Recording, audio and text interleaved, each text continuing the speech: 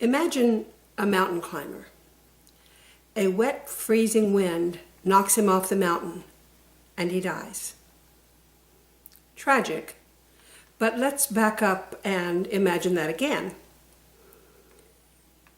A wet, freezing wind blows through the mountains.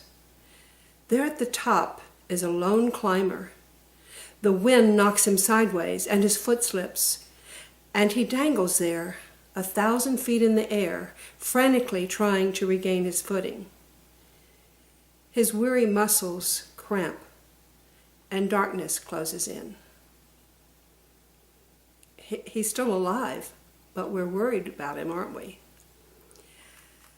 I'm a fan of mystery and suspense, so I grew up enamored of Alfred Hitchcock, especially his knack for drawing us deep into a tangle of suspense without a lot of blood and gore, usually.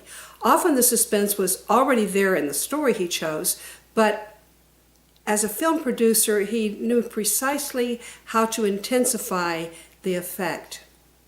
Have you ever watched a group of small children listen to The Three Little Pigs by a natural storyteller? The wolf huffs and puffs, and those little kids' eyes grow big and round as they wait for the next line.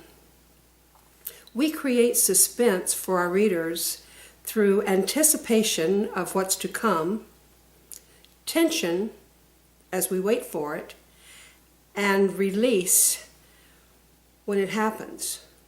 Only practice can teach us how much tension is too much or too little, but every story improves when the tension stretches. In The Borrowers,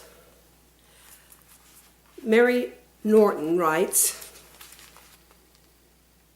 "She turned her head and looked sideways up the bank among the grass stems.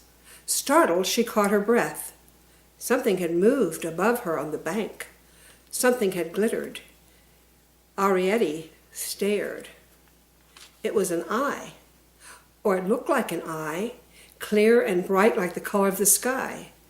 An eye like her own, but enormous, a glaring eye.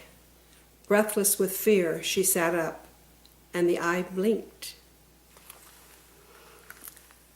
And that's a children's story.